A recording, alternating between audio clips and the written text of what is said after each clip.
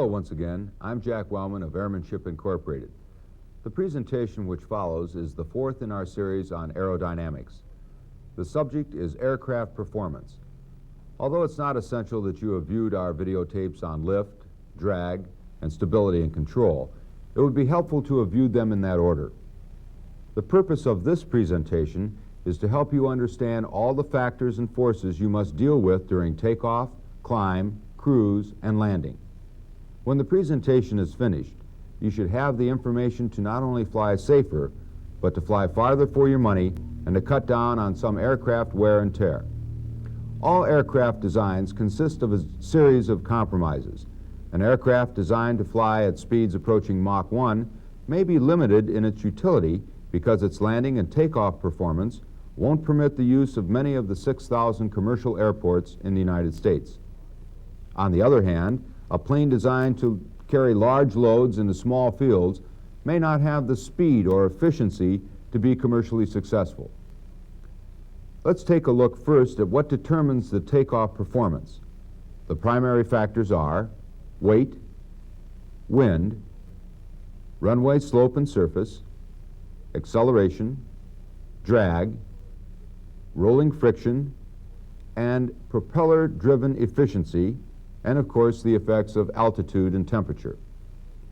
The amount of time and distance it will take your plane to become airborne on a normal takeoff will depend on its takeoff airspeed and its acceleration. The airspeed given in your aircraft operating manual as the takeoff speed is based on the maximum allowable takeoff weight and a coefficient of lift to keep you safely above the stall speed, or VMC.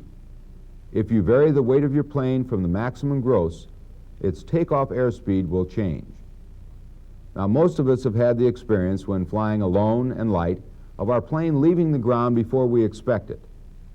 A few other pilots who have gambled with an overload situation have found that the takeoff velocity far exceeded anything they experienced on a takeoff before. The aircraft manual or other operations information from the manufacturer is the best place to look on how to adjust for a change in takeoff weight. The second factor, which will determine how long you will be on the runway before liftoff, is the rate of acceleration.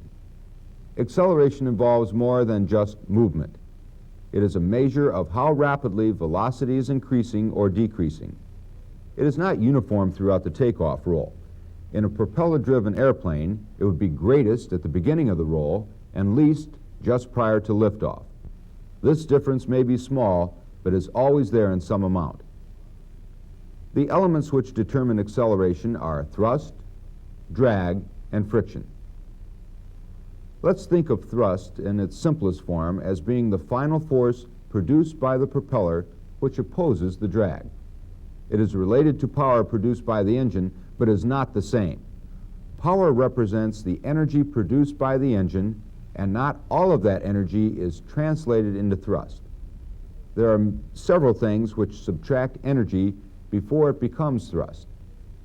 Each accessory, the items that are attached to the engine, take some of the power regardless of whether it is direct drive or indirect. If the engine is geared, the gears use some. An alternator uses some. Air conditioning uses some. And so does the oil and fuel pumps. The propeller will also account for some of the energy loss. This is especially true of a fixed pitch prop. For example, one that is built for cruise will have too great a pitch to be efficient at the low forward speed of the beginning of a takeoff roll. After we subtract these factors, we have left the available thrust, which will oppose rolling friction and drag to move the plane forward. Soon after you start your takeoff roll, your plane will begin to produce aerodynamic drag. You know that induced drag is greatest at low speeds and high angles of attack, which is the situation you're in when you raise the nose to rotate. Parasite drag is least at low speeds and will have little effect on the takeoff roll. As long as it is on the ground, the plane will share a common problem with other vehicles which move over a surface. That is friction. One source of friction comes from the wheel bearings, and it imparts a slight nose-down pitching moment. This is easily countered through a small up elevator adjustment. The second source of friction is the weight of the plane acting through the tires which are in contact with the surface. A soft tire will impede acceleration and lengthen the takeoff roll. Since takeoff performance charts are all predicted on flight from a hard surface runway, anything less than that will slow the acceleration noticeably, even to the point that takeoff velocity may not be attained. The situation to be alert for are bumpy runways, underinflated tires, slush, ice, water, and sod runways. Since some of these play a larger role in landing and braking, I will discuss them later in this presentation. We know that aerodynamically an increase in weight increases the takeoff airspeed. It also increases the frictional forces which retard acceleration, and a heavier mass will accelerate slower, resulting in a longer takeoff roll. Fortunately, as the takeoff roll progresses, lift becomes greater. The frictional forces diminish due to the lighter load. At any given moment during the takeoff roll, acceleration will vary directly with the unbalance of force and inversely as the mass of the plane. Now, while most of us have become used to long, hard, flat runways, there are many about the country which don't fit that description. How does one handle a sloping runway, for example? Well, in most cases, the rule of thumb is to take off downhill and land uphill if the wind is light and close to a direct crosswind. What if these conditions don't prevail? There is no direct answer to that question. There is a general rule of thumb which may be used as a guide. In ordinary cases where wind is the only other factor, you are better served by taking off uphill into a headwind than going downhill with a tailwind. This gives a slower ground speed, allowing for more decision time and a shorter stop distance. Takeoffs into the wind are designed to reduce ground speed and ground roll. Should it become necessary to take off downwind, you must remember that the initial roll is similar to a downwind taxi. The relative wind will be from behind, and controlling the plane will be different until enough forward speed is developed to overcome the tailwind. Crosswind takeoffs are more a matter of control than performance. If we took just about any airplane and mounted it on a swivel through its center of gravity, we'd have a pretty good wind tee. It would always point into the wind. On takeoff in a crosswind, your plane tends to do the same thing. You react by using enough opposite rudder to keep your track straight. Suppose that on one of those crosswind takeoffs, you'd used all the available rudder travel. As lift increased, the nose wheel and brakes lose effectiveness in controlling the weather rating, and you barely maintain control before liftoff. At this point, you have reached the limit established as the maximum crosswind component. Further attempt at takeoff beyond this point would find you in an adjacent field with the cyclone fence draped over the nose of the plane. Your plane's manual will state the maximum takeoff crosswind component. A chart like this one is good to have folded into the manual. Perhaps the takeoff factor you are most familiar with is density altitude. You know by now that air density varies with altitude, temperature, amount of humidity, and the air mass movement. Density altitude is defined as being the vertical distance above sea level in the standard atmosphere at which a given density is to be found. Since the atmosphere is rarely found to be in the standard condition, these densities are not fixed at their designated altitudes. A 2,800-foot elevation airport under certain conditions of temperature, humidity, and air pressure may have the air density equal to a 4,000-foot runway on a standard day. This means that your plane will perform as though it is taking off and climbing from a 4,000-foot elevation. The density altitude in this case is 4,000 feet. Density altitude can be computed from a chart like this one, or from your E6B computer, or its electronic counterpart. A density altitude number by itself will only alert you to a condition. For specific performance, it must be applied to a performance chart. Most of these charts already account for it, but some require a density altitude before you can work the chart. Now, for many years, the FAA has had on the market a small plastic computer for calculating takeoff distance and rate of climb. It's called the Denault computer. and can be purchased from the Superintendent of Documents. There is a version for fixed pitch props and one for constant speed propeller aircraft, and they work for all makes and models. You also know that an airplane at a given weight will require the same dynamic pressure to become airborne in less dense air than it does in a standard environment. This means that the takeoff speed in indicated airspeed will be the same at all elevations, but the true airspeed will be greater as the density decreases. There is no substitute for familiarity with the performance charts in your operating manual. These charts contain information gained from actual test flights of a model of your plane at the factory by their test pilots. You may never get the same performance from your airplane, but the charts and graphs in your manual are the best figures you can get. Let's take a moment here to review the factors we have been discussing with regard to takeoff performance. The list includes effects of weight, effects of crosswind, runway slope and surface, acceleration, effects of drag, rolling friction, engine propeller efficiency, and density altitude. Whether you fly a single or a twin, the takeoff is the most critical phase of your flight. This means that specific planning for your takeoff may be the most important phase of your entire flight plan. After you have completed your pre-takeoff checklist at the end of the runway, give yourself another short briefing covering takeoff planning. Since the maximum power available determines takeoff performance to a large extent, part of your planning should be devoted to what you are going to do if you suddenly find yourself without maximum power. Do you continue with your takeoff or abort? At what point do you make this decision? And how can you determine in advance where that point will be? Let's first consider the single-engine plane. From the first time you took your first lesson, instructors have admonished you to land straight ahead with a power failure takeoff. Don't try to turn back to the airport. That is the best advice I can think of. Also, there are no good alternatives. If you're the pilot of a twin, you operate under a different set of circumstances. Your takeoff plan is much more important. A single-engine pilot could lose his engine after a 300-foot roll, make a right turn, and park.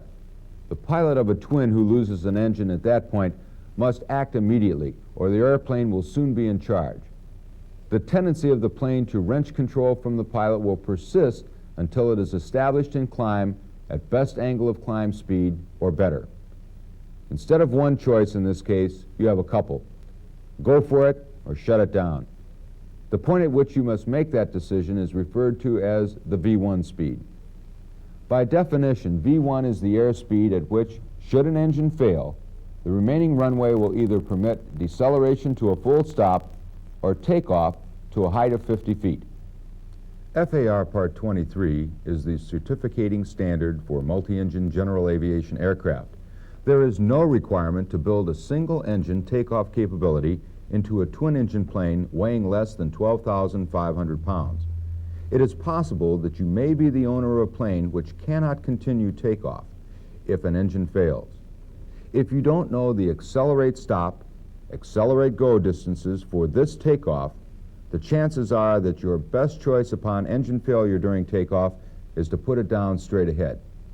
If you are already rated for twin-engine aircraft, you have been made aware in your training that the loss of an engine degrades performance more in the range of 80% than in 50%.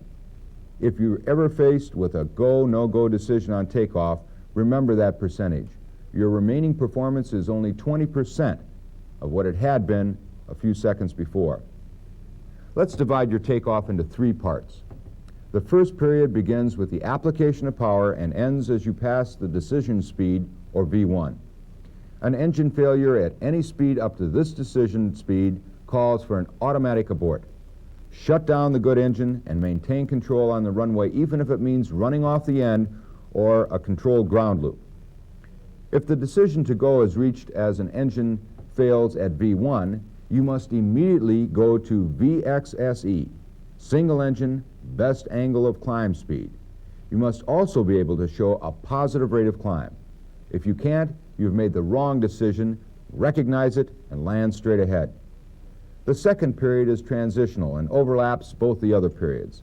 It starts at the point where you feel that you can go or must go. You will assume VXSE and begin a climb, but you should assume VYSE, single engine best rate of climb speed, as soon as possible. Continued use of best angle speed at this point should be only for those proficient at holding airspeed to close tolerances with an engine out. The tolerance agreed upon by many pilots is from 0 to plus 5 knots from your VXSE. Once your plane is stabilized at VYSE, you must start the cleanup and drag reduction immediately. The third period is the establishment of a stabilized initial climb at VYSE and planning for a landing in a calm, safe manner. Throughout the pre-flight planning process, emphasis must be given to the takeoff in a light twin. If the pilot operating handbook has accelerate go or accelerate stop graphs, study them and use them for your planning. If you are flying light, you may find that the accelerate stop distance exceeds the accelerate go by a significant margin. The accelerate stop chart in that instance is the important one. The opposite is also true for heavier weights. Lean on the accelerate go chart if it shows the longer distance. As I mentioned earlier, these charts are based on actual tests. They were all run on dry, hard surface runways unless indicated otherwise. In 1961, FAA conducted tests demonstrated that stopping distances on a wet runway were almost double those on a dry runway. Slush not only lengthens the stopping distance, it impedes acceleration and moves the liftoff point and decision airspeed further down the runway. A takeoff from a sloppy runway will involve a lot of your personal judgment to supplement the various takeoff charts. Planning and rehearsing the takeoff is an important part of each flight, especially true for the pilots of twin-engine planes. They have to be ready to fly the plane on one engine at a very critical moment without notice. Now, most multi-engine pilots live to an old age without facing an engine out on takeoff. Those who have faced that will advise you to be ready for it. Within seconds of your takeoff, you are traveling in a different environment. Some of the factors from your takeoff list are still relevant, some are not. And I'll introduce you to a few new ones. We'll discuss service ceiling, absolute ceiling, power available versus power required, best rate of climb, and best angle of climb. What makes an airplane climb? Well, we all know that in order to climb, we add power and or pull the nose up. However, there are two airspeeds at any given power setting at which that won't work. Look at the curves on this diagram and you will see that they intersect at the left and right. At these points, there is nothing you can do to make your plane climb. The reason is that you are using all the power you have available at those power settings to fly level. Nothing will allow you to climb at those points except additional power which you don't have. The key to making an airplane climb and in determining how rapidly it will climb depends on the excess of thrust horsepower over what is required to keep the plane in level flight. At the left end of the chart, you would be at minimum level flight speed using full throttle. You have no more power to add for climbing. If you pull the nose up for a higher angle of attack, the increased induced drag would slow the plane, and you would either descend or stall. The only change possible from this situation, which would still keep you flying, would be to point the nose down to build airspeed. The region of reverse command was discussed in the presentation on drag, and you will note that I have shaded in an area on the chart to represent the region of reverse command. Within this area, in order to fly slower, you will need to add power rather than reduce power. Although there is some excess power which exists in that region, attempting to climb while within that range of airspeed is terribly inefficient and gives a rate of climb comparable to rolling a boulder up a hill. The point at which the power required for level flight bottoms out is referred to as the speed for minimum power required. It is where the minimum power is required to overcome the total drag in level flight. This speed, while quite low, will give you maximum endurance but not maximum range. It is a very efficient speed if you have time to kill in the air while waiting for air traffic control to give you a new assignment. Because it is a slow airspeed, it must be monitored constantly to prevent it from degrading into a stall. As the distance between the lines becomes greater, the power available for climb increases. The point of greater spread is where the maximum of excess power exists, and this is the point known as Vy, or best rate of climb under maximum power setting. The best rate of climb is the airspeed to use when you wish to get the most altitude in a given period of time. No other airspeed will give you a better rate of climb. As a matter of fact, any other airspeed will actually reduce your rate of climb. If you increase your angle of attack, induced drag will slow your plane and reduce the climb as well as the indicated airspeed. Moving to a faster speed is only possible by putting the nose down, since you are already at full throttle. In doing this, you have the best lift coefficient for climb. You will accelerate horizontally, but not vertically. Now suppose there is a hill several hundred feet high in your climb path after takeoff. You want to make sure that you can clear it safely. What do? Depending on the situation, you would probably choose to use your plane's best angle of climb, or Vx. This is the airspeed which will give you the best angle of climb between your flight path and the runway. The relationship between Vx and Vy is illustrated in this diagram. Note that while Vy gives you a greater rate of climb, it also moves you faster horizontally. This gives the Vy climb path a more shallow angle with the runway than does Vx. If that hill is 2 miles from liftoff, you will clear it by almost 300 feet more using Vx than using Vy. The pilot of aircraft B using Vx will also have an additional half minute for decision making over the pilot of aircraft A. This chart is adapted from a Cessna 172N operations manual. The decrease in rate of climb with altitude for any aircraft is linear, in other words, a straight line. Therefore, I can make a graph of the best rate of climb by drawing a line from the best sea level rate of climb to 100 feet per minute at the published service ceiling. Anywhere along that line, I can find the rate of climb for this aircraft. By extending the line beyond the service ceiling to the zero rate of climb, I can arrive at a hypothetical absolute ceiling. Before we get any deeper, let's define the two terms we just considered. The service ceiling of an aircraft is, by definition, the altitude at which the plane will maintain 100 feet per minute climb at full throttle. The absolute ceiling may be something which only exists on paper. It is not the highest altitude at which a plane can climb before it stops flying and falls from the sky. It is the point at which the power required and the power available curves meet as a tangent to one another. Under maximum continuous power, there is no more excess power to make the plane climb. Many operations handbooks for late model aircraft have rate of climb figures for various density conditions. If you draw your own graph, as I did for the Cessna 172, keep in mind that the altitude figures are in reality density altitudes rather than absolute altitudes. Another ceiling exists for the pilots of twin-engine planes. It is called the single-engine ceiling. By definition, it is the ceiling at which the plane achieves a 50-foot per minute rate of climb with one engine inoperative. In a non-supercharged plane, this altitude may not be very high. Several well-known aircraft are in the 5,000 MSL range.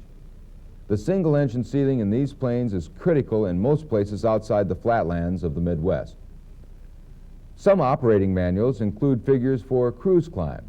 For the most part, these are based on common sense in association with some of the graphics we've already seen. This illustration is generalized and represents no particular aircraft. On the graph, I have drawn a horizontal line from the best angle of climb point through an intersection with the right side of the graph. Of the curve. At this point, we discover that an increase in airspeed of 20 knots only diminishes our rate of climb by 70 feet per minute. For a VFR cross-country, this seems like a good trade-off. Additionally, the power could be reduced. and if care were used, the mixture could be leaned during the climb. In this section on climb performance, we have discussed the fact that climb depends on the amount of excess power over that required for level flight. We have defined service ceiling, absolute ceiling, and single engine ceiling, as well as best rate of climb and best angle of climb. Now that we are airborne and at altitude, we'll take a look at cruise performance. Landings and takeoffs use up just a few minutes of each flight. The cruise portion may take hours and is that portion of the flight where efficient flying can literally pay off in savings. Of course, we fly because we can get there quicker than any other form of transportation. If economy power settings reduce speed too much, we lose the advantage of flying. There are some techniques we can use to take advantage of the speed of the airplane and still fly efficiently. Let's return to some basic charts to review a few concepts concerning power, thrust, and drag before we determine where our happy medium speed is between speed and economy. Let's look back at the excess power curve. This chart is for an unsupercharged engine. I have included it to illustrate the advantage of altitude in improving cruise performance. Because sea level is used regularly as a baseline for performance figures, I have drawn the primary curve based on sea level considerations. 65% and 75% are commonly given as parameters for the cruise envelope, so I have added them also. I have inserted another line representing power required at 7,000 feet. If you recall the excess power chart from the section on climb, you will recognize point A as being maximum level flight speed at full throttle at sea level. We could add power curves for any setting we desire, which I have done for 65% power at sea level. The point at which the power required and the power available intersect at the right side of the graph will be the cruise speed for that power setting and given altitude. In this instance, we should look at point B. If you remain at 65% of power, the airspeed at point B is the most you're going to get unless you can somehow reduce drag further. We will assume that you keep your plane clean and sealed tight. The only other option for increased speed without increasing power is to go up where the air is thinner. On the graph, I have added a blue dashed line representing the power required at 7,000 feet. I chose 7,000 feet because on this aircraft we would be obtaining 65% power at full throttle. Note that at point C, the true airspeed has increased substantially with no required increase in power. As a matter of fact, the speed is noticeably greater than at sea level with 75% power. When you are considering a cruise at higher altitudes, you must figure time to climb. I picked up a rule of thumb from one of the pros who writes for Business and Commercial Aviation magazine, which I'll pass on to you. If your time to climb in an unsupercharged plane exceeds 15% of the total en route time, pick a lower altitude. In a supercharged plane, you can let it go to 25% due to the greater efficiency of the supercharged engine at an altitude above 7,000 feet. In previous presentations in our series on aerodynamics, we have acquainted you with the drag curve and the power curve. We determined from these graphs two important airspeeds. The first is maximum range, best angle of glide speed. It is found at the lowest point of the drag curve. Since the least amount of drag is being produced, it follows that the smallest amount of thrust will be required for level flight at that speed. Now, it's a slow speed, but it will give you the greatest distance you can get both under power and in a power-off glide. The second airspeed will be located at the lowest point on the power curve. It is referred to as the maximum endurance, minimum sink airspeed. You won't go as far at that airspeed as with the previous one, but you will stay in the air longer. You may wish to approach this speed to prevent overtaking slower aircraft in a traffic pattern. This airspeed is on the dividing line between the front and back sides of the power curve, so you should use caution that it doesn't degrade into the region of reverse command. Any cruise speed is a compromise between how fast you want to fly and how efficiently you want to fly. The information in the cruise performance charts and operating manuals is drawn from the lift, drag, and power charts. Most of the performance charts for your plane are presented at gross weight. Weight is a factor in getting the most from your plane. Parasite drag is not affected as much by weight as is induced drag. These charts show that the increase in power due to increased weight goes across the graph, but is greatest at the lower speeds where induced drag is also greatest. Change in altitude also changes the shape of the curves on our graphs. Total drag won't change with altitude.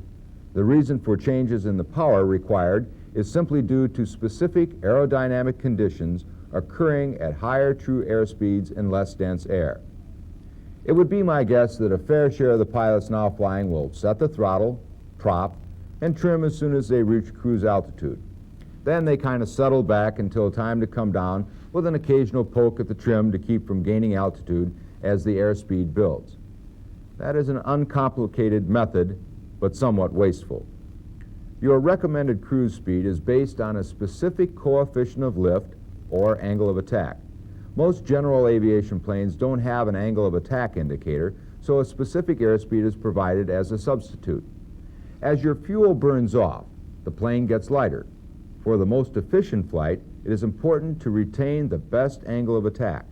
The only way to do this is to reduce power to keep the plane flying at the recommended cruise airspeed. In the long run, the economy of this type of cruise control will become obvious. Efficient cruise requires more than an understanding of aerodynamic factors. Knowledge of engine operations, the weather picture, and navigational techniques are the other key factors. But information from the drag and power charts should convince you that attention to aerodynamics should be a part of your total cruise control techniques. At this point, you may think that all you have to do is cut power and put the old bird on the ground. Well, as Yogi Berra says, it ain't over till it's over, and this goes for your flight as well. We will limit this portion on letdown to glide talk. We must go back to the power and drag curves to illustrate the best speeds for gliding. For maximum power off gliding range, you look for the airspeed which gives you the maximum cruise range. This is found on the drag curve where the maximum lift to drag ratio is located. The plane is at its cleanest at this point and will carry you the farthest. In a single engine plane, go to this speed first in the event of a power failure. Most general aviation aircraft have a glide ratio between 9-to-1 and 15-to-1. The glide ratio is calculated for a plane at maximum gross weight and clean. The best glide ratio speed must be maintained in order to get the stated glide ratio. There is another airspeed related to glide. It is the minimum sink speed. It is located at the point where you found the maximum endurance speed for cruise flight. Minimum sink speed will not get you as far as the best glide, but it will keep you in the air slightly longer. If you have an emergency and have a safe field right below you, you may wish to go to minimum sink speed to allow yourself more time to get set up for the emergency landing. In case your operation manual doesn't have this speed, it is at 73% of the best glide speed. What about the pilot who claims to be able to stretch his glide? Consider it just hangar talk. The best glide speed has your plane flying at an angle of attack which develops the least drag, and how can you do any better than that? However, weight and altitude affect the glide speed.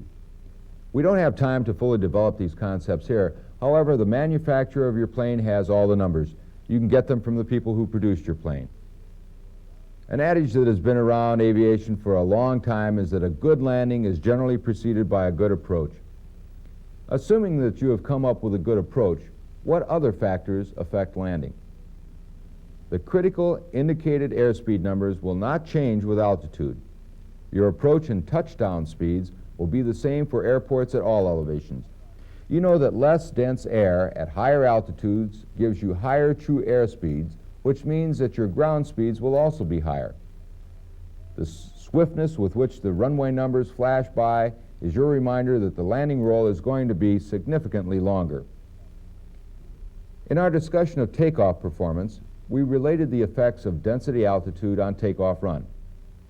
Temperature is a principal ingredient of density altitude and affects landing roll in a similar manner.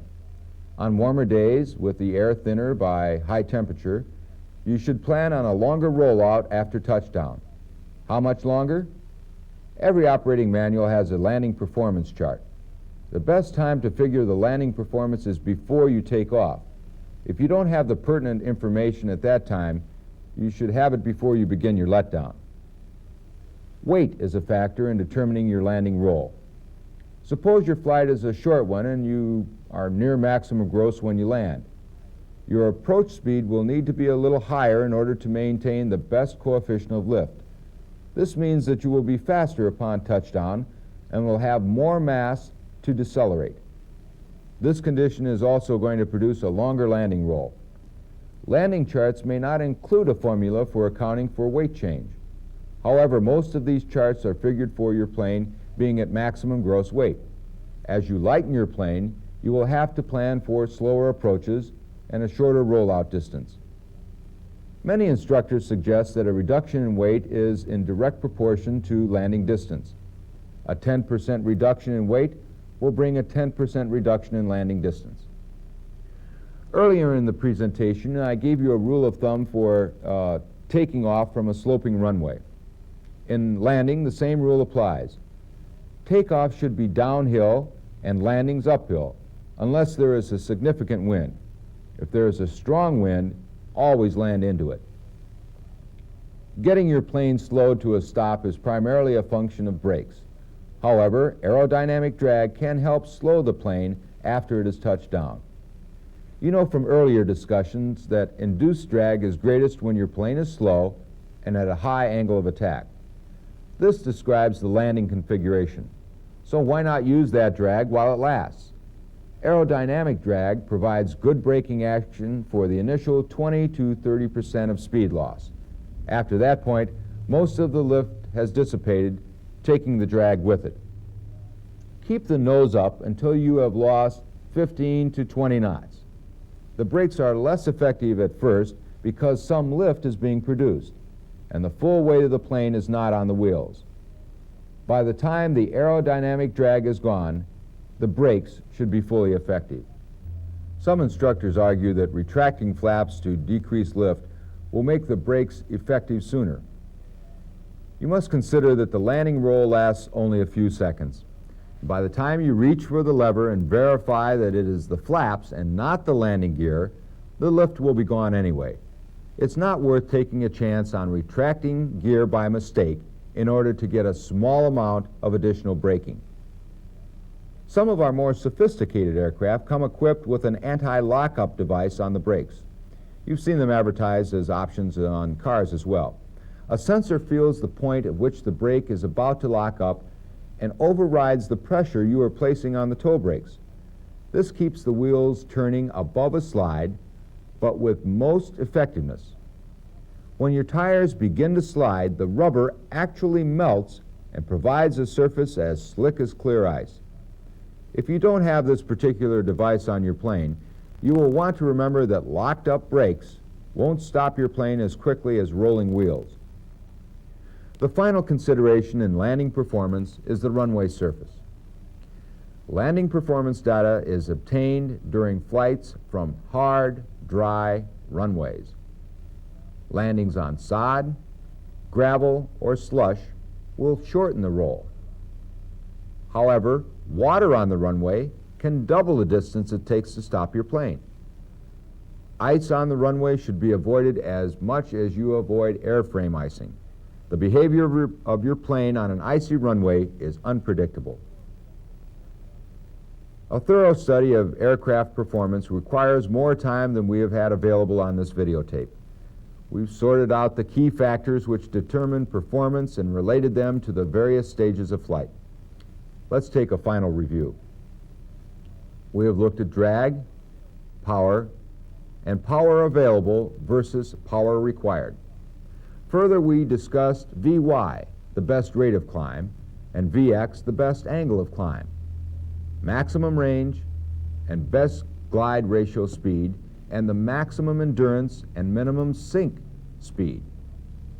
We related the effects of altitude, weight, and density altitude. Service ceiling and absolute ceiling were identified. We considered a few items of performance not specifically related to power and drag. They were runway slope, runway surface, braking action, rolling friction, thrust versus power. Now, performance charts are ignored by many pilots because they take time and appear to be complicated. They are not there only for safety, but to help you become a more proficient pilot. We happen to believe that regular use of performance charts will also save you cash.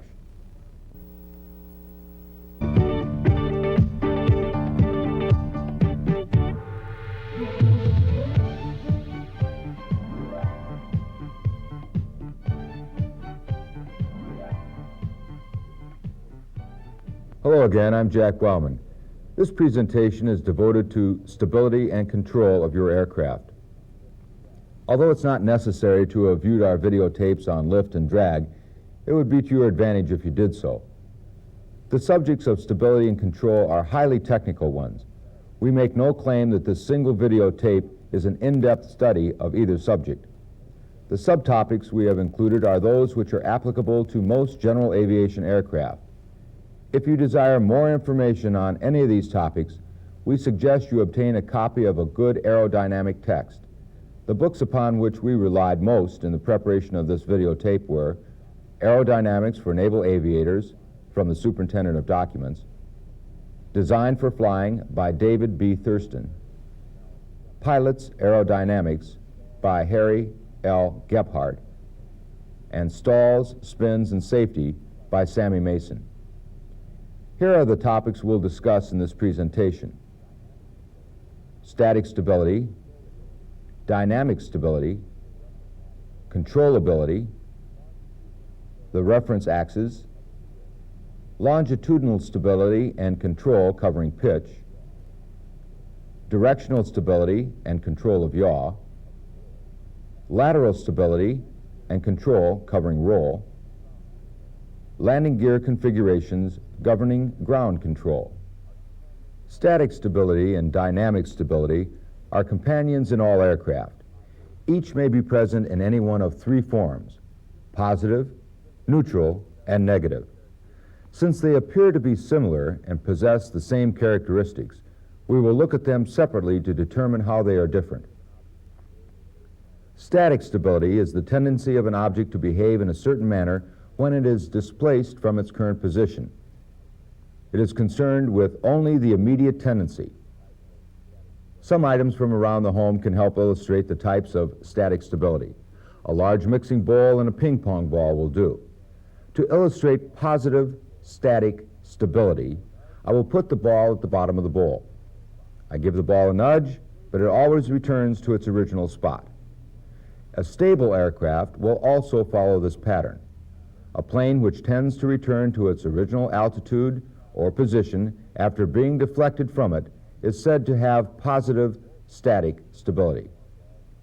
Now I'll turn the bowl over and place the ping pong ball on the top. A nudge here tends to push the ball over the side and out of sight. The tendency is to move away from the point of origin. We call this negative static stability in a plane. An airplane which exhibits negative static stability would continue to move away from its original position or attitude once it was displaced by an outside force. If it is flying level and its nose is bumped up by a gust, the nose will want to keep going up. Now I'll place the ball on a flat surface and give it a slight tap with the finger. The ball rolls a short distance and stops. It has a tendency to move in the direction it is displaced, but it stops and remains in a new position. This represents neutral static stability. If while you are flying level you encounter a gust which forces the nose up, you would expect the nose to come down and eventually settle on the altitude or attitude it started from. This time it goes up a few feet and levels off. The plane in this example has neutral stability. We have been discussing static stability, which is the initial tendency. The behavior of your plane over a given period of time is called dynamic stability. Let's examine that. Place a child in a swing and give it a little push. The swing will make a number of sweeps of diminishing amplitude and eventually settle down where it started. This is an example of positive dynamic stability. In your plane, it is the diminishing amplitude or motion over a period of time. If the child in the swing kept going to equal heights at each end of the sweep, we would have an example of neutral dynamic stability. If he or she went higher on each sweep, we would have an example of negative dynamic stability. Now let's put static and dynamic stability together again as they are found in your plane. Figure D is the first of the situation termed oscillation modes. It is normal behavior for most general aviation aircraft. When your plane is displaced, its tendency is to return to the original position. Momentum carries it past that position. However, in a series of decreasing oscillations, your plane eventually returns to its original position. Both static and dynamic stability are present in this example.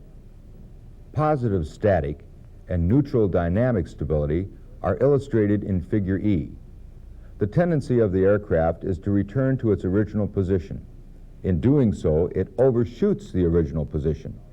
Each oscillation is of equal amplitude without end, so you go bouncing along as though you were on some perpetual amusement park ride.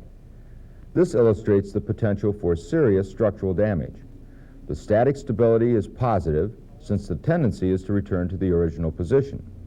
However, in overshooting the position, each oscillation increases in amplitude. The increasing oscillation with time identifies negative dynamic stability. Stresses on your plane under this condition could become greater than the design load limits, causing structural failure.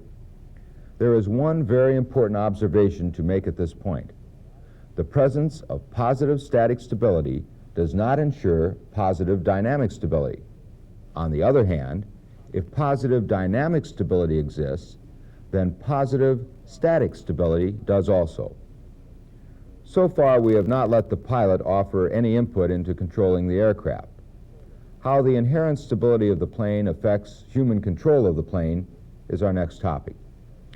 Each airplane consists of compromises as to how stable we want it to be and how responsive to control pressures we desire.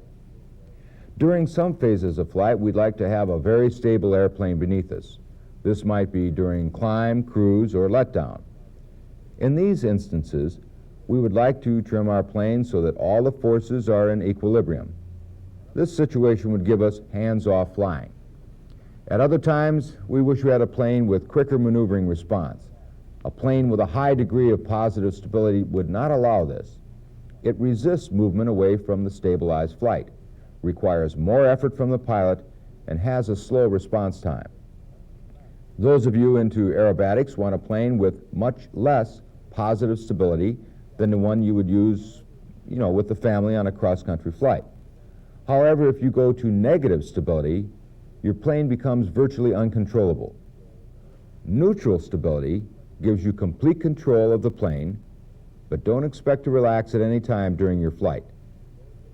The term controllability refers to the ability of the aircraft to respond to the controlled surface displacement and achieve the desired condition of flight.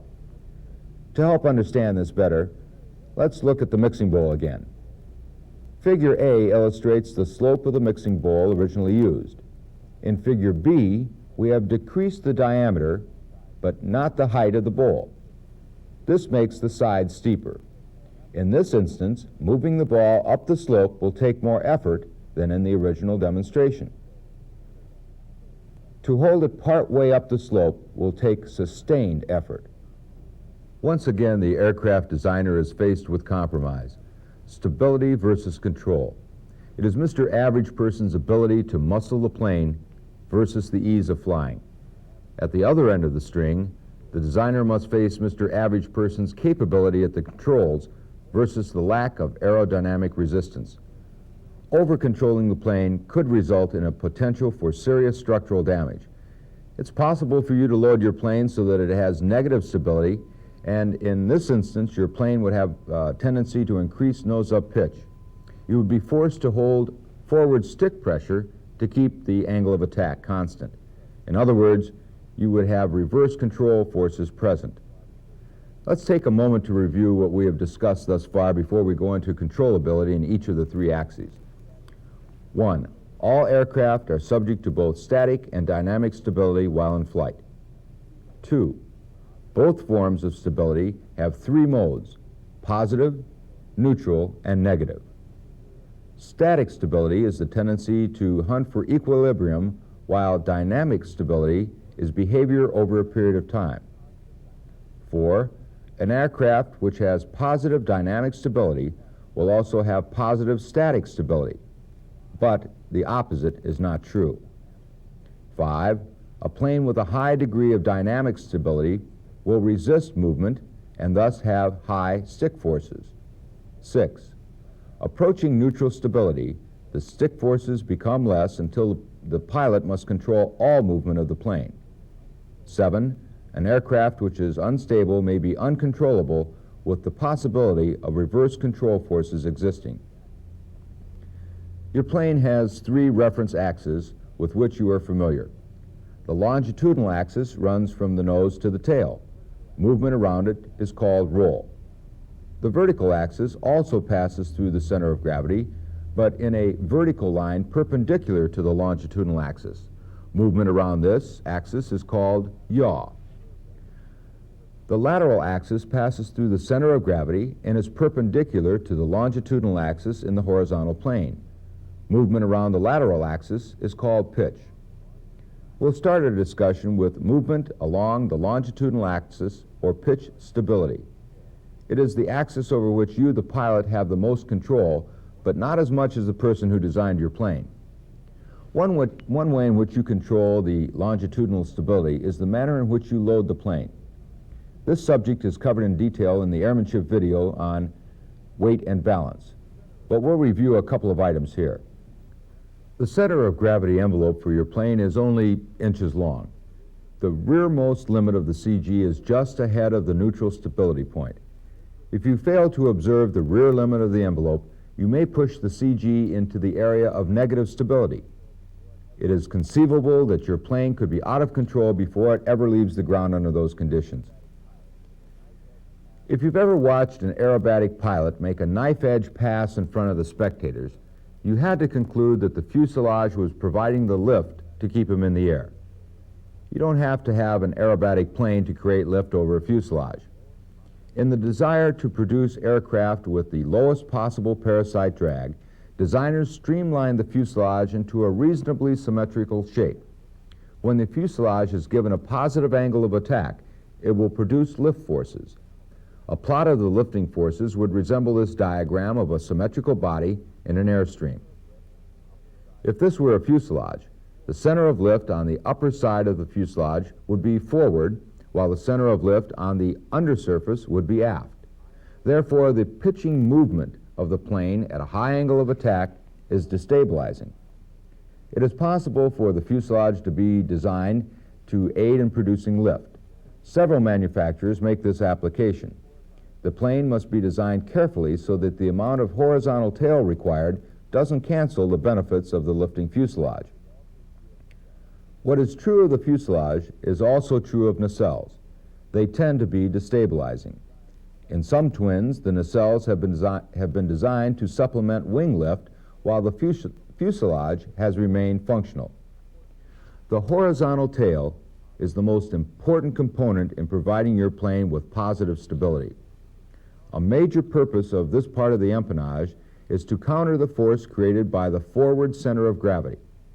It may be necessary for the tail to produce negative lift of more than 200 pounds in order to create this necessary stable condition. In a typical design, the angle of incidence of the horizontal stabilizer is less than that of the wing. In a climb, the tail does not benefit as much as the wing from the higher angle of attack. The change in angle at which the downwash meets the tail surface may be 3 or more degrees less than that of the wing. The effectiveness of the tail is lessened as a result. The overall result is that the down forces ahead of the center of pressure is greater than that at the tail, producing a rotational force of a negative static nature. In other words, you will have a continuous nose-down pitching moment. Nose-up trim gives an up elevator which balances the down force at the tail. The total down force at the tail is the product of negative lift and the distance from the center of pressure. A long-tailed plane will induce more pitch stability than a short-tailed plane with the same empennage. Less lifting force from the tail is required to produce a down force which is acting over a longer arm. The application of power also affects the stability of your plane. For example, in this amphibian, the thrust line is above the longitudinal axis. Application of power in this plane tends to be destabilizing because it produces a continuous down pitch. Power affects stability in another way. At a high angle of attack under full power, the angle between the relative wind and the prop increases. Behind the propeller arc, the airstream is deflected. This tends to force the nose up, creating another destabilizing force. By the way, the application of high lift devices is destabilizing also because of the change in the downwash over the tail. Nose-up trim is usually required to compensate. The effects of the application of power is a general reduction in the positive dynamic stability. The effects are greatest at high power settings and high angles of attack. In discussing stability and pitch, we have reviewed the relationships of the horizontal tail to the forward center of gravity. Some of the destabilizing forces are the pitch up of the fuselage and nacelle, the effects of power application, and the lowering of flaps. As we fly, we may encounter any of these three modes of oscillation in dynamic stability. The first is referred to as a phugoid. It is a long, gentle oscillation easily controlled by the pilot. Much of the time as you fly, you correct for a slight phugoid motion without even being aware of it. The second type consists of a short period oscillation during which your plane is attempting to restore equilibrium. If the control wheel is held in a neutral position, there should be sufficient dampening to provide dynamic stability. If you get involved in attempting to damp the oscillation by movement of the elevator, you may exaggerate the situation, creating stress which the plane cannot stand. The reason is that the period of each oscillation is close to the average pilot's reaction time. Instead of dampening the motion, you may be reinforcing it. The best way out of this situation is to hold the elevator neutral and let the plane do the job.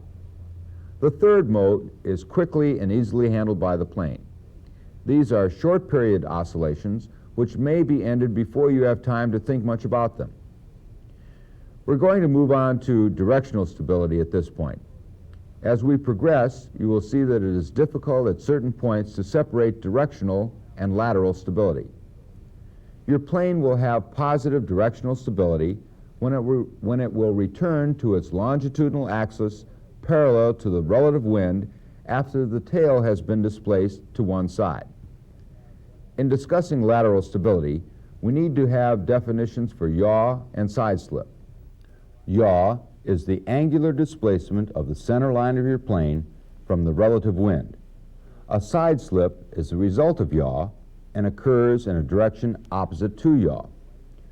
For example, a plane which is yawed to the right induces a left side slip. An angle between the relative wind and the vertical tail is formed. The resultant lift, acting over an arm of several feet, produces a moment which rotates the plane back towards its original reference axis. The size and shape of the tail are influenced by several factors. The airfoil should be symmetrical since it must produce lift efficiently both left and right.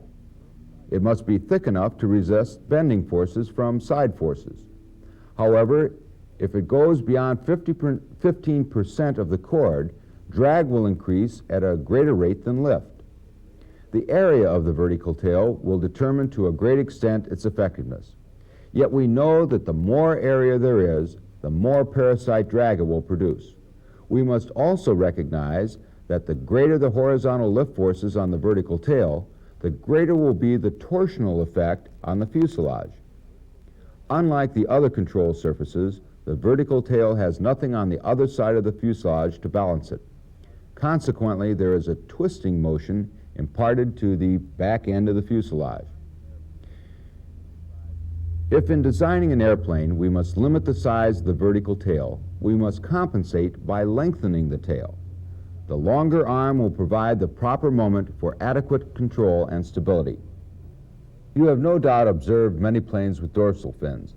They were added to supplement stability and to lower the aspect ratio of the tail for greater control effectiveness. Except for those with a pronounced sweep back, the wings have little effect on directional stability.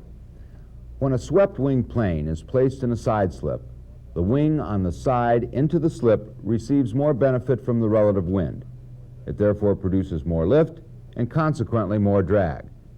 The opposite wing receives the relative wind at a sharp angle, and part of it is blanked out by the fuselage. The increased drag on one side and the decrease on the other provides powerful damping effect, which assists the tail in providing positive stability. The greater the sweep of the wings, the greater the damping effect. Earlier I mentioned that the fuselage and nacelles were destabilizing in pitch when the angle of attack was increased. They are destabilizing in a side slip for the same reason, except this time in a horizontal direction. The angle of the fuselage makes with the angle the fuselage makes with the relative wind produces a lower pressure near the nose in the direction of the yaw and near the tail on the opposite side. The total effect is to reinforce the yawing motion. Some of the effects of power on directional stability are similar to those for longitudinal stability. The prop disc, when yawed at an angle to the relative wind, tends to support the yaw, which is a destabilizing force. Other factors influencing the effectiveness of the vertical tail include wing wake, fuselage cross flow, and the induced flow of the horizontal tail. We aren't going to discuss these in detail, but they are of the most consequence when the fuselage is at a high angle of attack. In our discussion of pitch and yaw, we stated that a fair amount of positive stability was desirable. With lateral control, or roll, we look at it a little differently. Stability around the longitudinal axis should be positive, but should not be strong. In other words, lateral stability should approach, but not be at the neutral stability point. Roll stability is determined by your plane's reaction to side slip forces. As you fly along in smooth air at hands-off trim, all forces are in equilibrium. A slight gust tips the left wing up, and if there is no pilot input, your plane will slip to the right. Over a few moments, the right wing will respond to the side slip force and eventually return to a wings level condition. That is a positive lateral stability. In these diagrams, we have isolated static lateral stability from other control forces. In the top illustration, a wing gets down, but the plane eventually returns to level flight. In the center illustration, labeled neutral stability, the plane, once banked, will continue to slip in the direction of the down wing. If your plane is unstable, it will continue its roll in the direction of the down wing until you are inverted. Unlike the empennage, there are no fixed stabilizing surfaces to assist the wing. Stability is accomplished by setting the wings to the fuselage at an angle to the vertical plane. This is called dihedral. For most straight-wing planes, the angle is tips up. For many swept-wing planes, it's tips down. Here is how it works. Our aircraft is in a slip to the right. A new component of the relative wind is introduced coming from the right and a little below, since a wing down means some loss in altitude. This new component of the airstream creates a higher angle of attack for the right wing, tending to raise it. The left wing is not receiving any benefit from the change in the airstream, so the reaction of the plane is to restore the level flight condition. You will remember that a swept wing aids in directional stability. In a side slip, the upwind wing attacks the relative wind more directly, while the opposite wing is seemingly receiving more sweep back. The upwind wing obtains a higher coefficient of lift and raises itself. The swept back wing creates a dihedral effect without actually having a dihedral angle. A forward-swept wing would require an extreme dihedral. The dihedral effect is also present in straight-wing aircraft. It is related to the placement of the wing. You may have noticed that most low-wing planes have a higher dihedral angle than do high-wing planes. Check this the next time you're on the ramp. In addition to overcoming the negative dihedral effects of a low-wing plane, a larger dihedral angle is also necessary in order to bring the center of lift either closer to or above the center of gravity. When the center of gravity is below the center of lift, the CG acts somewhat like a pendulum and assists in returning the plane to equilibrium. High dihedral angles increase stability, but also increase control forces. We will discuss controllability later, but you can understand why less reduced roll stability might be desirable. Earlier we discussed how the vertical tail imparts a twisting force to the fuselage during a slip. This is a stabilizing force in lateral control, since it aids the dihedral in moving the wing back to equilibrium. It is more of a factor in a high-performance plane, however. There are three objectionable movements which can develop in lateral stability. They are directional divergence, spiral divergence, and Dutch roll. Directional divergence may occur if the vertical tail cannot provide directional stability during a side slip. The slip would accelerate until the plane became broadside to the relative wind, with perhaps disastrous results. The size and shape of the vertical tail are of importance in considering directional divergence. Spiral divergence may occur if the vertical tail is of sufficient effectiveness to control directional stability, but dihedral acts more slowly. With the wing down, the plane will commence a slow spiral and begin to lose altitude. If allowed to continue, for example by a disoriented pilot, it could develop into a high-speed spiral dive. The latter is sometimes referred to as the graveyard spiral. Dutch roll can occur whenever the fine balance between directional and lateral stability is not attained. It will occur most noticeably just prior to directional divergence and is caused by too much dihedral effect for the amount of directional stability. It can be recognized by a long series of oscillations in the yaw and roll dimensions. From the cockpit, the nose of the plane will trace a rather flat figure eight along the horizon. Most general aviation planes are designed with a slight spiral divergence, since it is the least objectionable of the three movements and tends to counteract the other two. Our next topic will be controlling your aircraft. However, we have covered a great deal of material and need to look back again to some of the most important points. While the placement of the center of gravity has some effect on the directional and lateral stability, it is extremely important in longitudinal stability. Size, shape, and placement of the horizontal tail determines to a great extent longitudinal stability. Other factors affecting longitudinal stability are: 1, location of the center of gravity, because it's so very important for pitch stability, but less so for roll and yaw. 2, size, shape, and placement of the horizontal tail is a major determinant in pitch stability. 3, changes in strength and direction of the airflow over the tail affect pitch stability. 4, application of power at higher angles of attack is destabilizing in pitch and yaw. 5, the three types of oscillation in pitch are phugoid, short-term, and very short-term oscillations. Stability during yaw and side slip is governed by size, shape, and placement of the vertical tail. 7, the fuselage and nacelles are destabilizing in both pitch and yaw when they are at high angles of attack. 8, the dihedral angle of a wing controls stability and roll. 9, directional divergence, spiral divergence, and Dutch roll are three undesirable motions which can result from a flawed design. A high priority for an experienced pilot on his first flight in a plane new to him is to get the feel of it. He'll fly it at various airspeeds and altitudes and attitudes and perform some simple maneuvers as he compares stick forces and control response. This feel is built into each design through balancing of control surfaces. Aeronautical engineers use two types of balance in the design of control surfaces. One is mechanical balance, while the other is aerodynamic. The principal reason for mass balance of control surfaces is to meet requirements regarding flutter. Instead of hinging the leading edge of the control surface to the wing, a hinge is set back from the leading edge several inches. Weight is added ahead of the hinge to balance the control.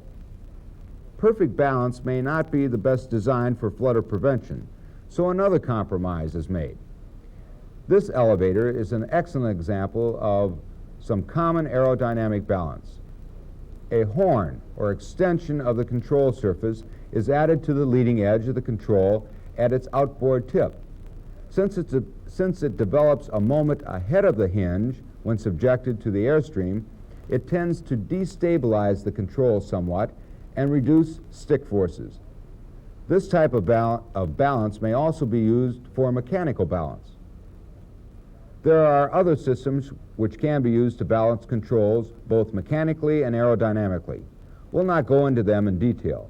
The importance of control balance is that it gives you a feel for the control and keeps your plane free from flutter. What is flutter? It can occur on any airfoil, and it is an unstable, self-excited oscillation. It will occur when a critical speed is reached and will increase in amplitude and intensity as speed increases. If speed is not immediately reduced, the airfoil, which is fluttering, may break apart. All structures have a frequency at which they will vibrate if they can be excited to that point. The TV commercial of a few years ago, which used name singers to shatter wine glasses, is a fine example. A similar thing may happen when flutter reaches certain proportions. Your plane, in all probability, will have a flutter speed far above the red line. Maintenance practices can reduce the flutter potential. Control surfaces must be kept clean to preserve their balance. Push rods and cables should be kept tight. It is possible to induce flutter if control surfaces and linkages are not maintained properly. If control flutter does occur while you're in flight, reduce speed until it stops. Then put your plane on the ground as soon as possible and find out what is causing the flutter. Earlier in this presentation, when we were on the topic of longitudinal stability, we spent time discussing the horizontal tail. Suppose that horizontal tail was a horizontal nose, a canard. This design has not found much popularity in the past 70 years, but is undergoing a resurgence with several large aircraft manufacturers incorporating it into their new models. Moving the horizontal tail to the nose creates a mirror image of control. The horizontal surface must now lift up instead of down. It will be supporting the weight ahead of and in a similar manner to the main wing. The advantages are twofold. The first is that the horizontal surface is relieving the wing of some of the lift demand rather than adding to it. This gain in efficiency is reduced a little because the canard surface must be larger than a horizontal tail and therefore adds some drag. The second advantage of the canard is that it holds potential for making a design stall-proof and consequently spin-proof. This is done by using a slightly higher angle of incidence for the canard than for the wing. At a point just before it stalls, the canard can no longer support the weight and drops a few degrees. Since the main wing is still several degrees from stall, the nose may bob up and down but will not stall. If it is stall resistant and efficient, why aren't all planes designed with a canard? Well, no airplane design is perfect. Arranging for the canard to lower the nose on an approach to a stall is not an easy design. If the canard stalls, it may drop abruptly, giving a negative angle of attack while the main wing is still flying. A steep dive may be the result, with heavy stresses on the canard. Another disadvantage of this design has is that it lends itself more to pusher configuration. A prop which is following the wing must operate in disturbed air, which lessens its efficiency. The Wright brothers used the canard successfully, but they ate a lot of sand before they decided that they needed a rudder. Wing warping worked fine in initiating bank turns. However, the altitude at which they were flying left little room to maneuver their gliders. In the turns, the wingtips would slide down into the sand in a side slip. The addition of a rudder, coordinated with wing warping, solved their problem. They were dealing with adverse yaw. It is the tendency of your plane to pivot in the direction opposite to your turn while you are rolling into the bank. Two factors create adverse yaw. The first is due to the total lift force being inclined slightly forward of the downwing and slightly back on the upwing. The second force is due to increased induced drag on the upwing because of the down aileron. The opposite is true of the downwing. Adverse yaw is most pronounced at slower speeds and higher angles of attack. Differential aileron movement and various aileron designs have reduced adverse yaw on most planes today. However, we all need to use some rudder to coordinate our turns. The subject of yaw leads to that of spins. It is generally accepted that a plane must be stalled before it will spin. Most stalls don't produce spins because seldom is the necessary rotational force introduced. In most cases, that comes from a yaw-producing side slip. In a demonstration spin, the plane is deliberately stalled and full hard rudder is applied. Although the wing is stalled, the downwing is more stalled than the upwing. This situation introduces the needed rotational force. This force is accelerated by the fact that the downwing is also at a higher angle of attack and producing more induced drag. The use of ailerons during stall and spin should be avoided unless your aircraft manual specifically mandates their use. When you use opposite aileron, you add significant drag without adding much lift to the downwing. The effect is to trigger or accelerate the rotation in the direction of the spin. There are several other factors which influence the intensity and type of spin. The propeller acts as a gyro, and processional forces are enough to cause a spin from a power-on stall or may increase the rate of rotation. Placement of the center of gravity too far aft may flatten the spin and make recovery difficult to impossible. The higher the density altitude, the faster the rate of rotation, and the greater the loss of altitude. Aircraft with T-tails generally have good stall recovery characteristics. With the rudder below the horizontal tail, there's no blanking of the necessary airstream, and the rudder remains effective. Standard spin recovery techniques have been around since before World War I. The technique you should use is the one recommended for your particular plane. Make sure you're in a true spin before initiating spin recovery. It may take more than one rotation for a true spin to develop. If you're in a spin, your plane will be stalled and the airspeed will not increase. A spiral, on the other hand, will indicate a continuous acceleration on the airspeed indicator. Stall spin accidents occur at a rate of more than one a day. The pilots are not all students. The high-time pilot with an iced-up aircraft is also a likely candidate. Many multi-engine pilots fall prey to the stall spin accident when they lose an engine. Asymmetrical thrust is a condition which affects stability and control of their plane. One engine is out in a twin, and it's going to cause your plane to yaw into the dead engine. A side slip is created from the opposite side, and the vertical tail dampens the yaw. At some point, rudder must be used to create a greater yaw dampening force. With full rudder deployed, only greater airspeed and the resultant increased airflow across the tail can prevent further yaw. With a dead engine, the airspeed at which the rudder and fin can no longer prevent yaw is referred to as VMC, your minimum controllable airspeed. Another element in controlling yaw over a plane with a dead engine is the loss of lift due to the decrease in relative wind behind the prop of the dead engine. With more lift coming from the side with the operative engine and less lift from the side with the inoperative engine, a roll tendency is introduced. The torsional force imparted by the airstream against the vertical tail will supplement the rolling tendency. The speed of the relative wind over the ailerons also becomes important. The point to remember is that you have lost control if you let your plane slip below VMC with a dead engine.